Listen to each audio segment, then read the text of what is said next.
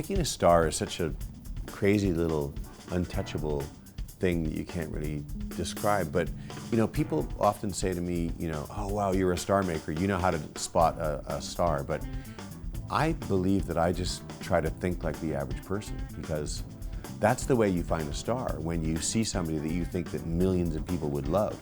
If you see something that appeals to me as a musician, chances are they're not going to be a star. They're just going to appeal to a small amount of people. So I don't think that I particularly have a great talent for spotting stars. I just like what I see. Maybe that is a talent, I don't know.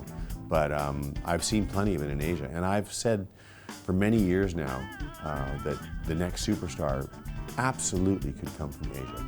This man told me once, he said, retreat and attack in another direction. And he's absolutely right. So what does that mean?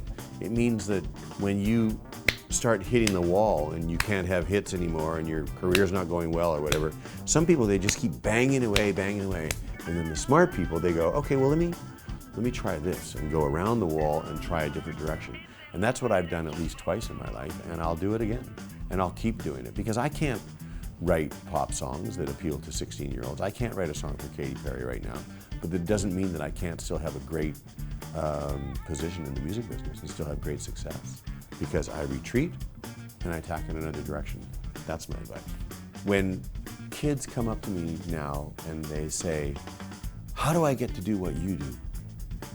Anybody that asks me that question is never going to do what I do, because you just don't, you can't put it into words. And so if you have to ask the question, it means you're not going to get there. I never walked up to anybody and said, how can I do what you do? What I did was, I watched. So when I was a studio musician playing piano, I would watch through the glass, and I would watch the producers, and I would watch how they produce. And I would watch the bad ones, and I would watch the good ones. And I said to myself, I can do that. I know I can be a record producer. But I never went to them and said, how can I do what you do? But I wanted their job. But I never let them know that I wanted their job. But I eventually got their job. The reason why I walk is because I don't take elevators. And I literally have not been in an elevator in 30 years. And people say, oh yeah, but sometimes you've been in an elevator, right? No, I have never been in an elevator in 30 years. And it's just a claustrophobic thing. I got stuck 30 years ago in an elevator in New York, twice, 2 different buildings, one day and then the next day. 2 days in a row, 2 buildings. Just coincidentally, horrible coincidence, right? And that was it. I said never again. So I've never been in an elevator since. So if you want to see the beautiful pool at the Marina Bay Sands and you're David Foster, you have to walk up.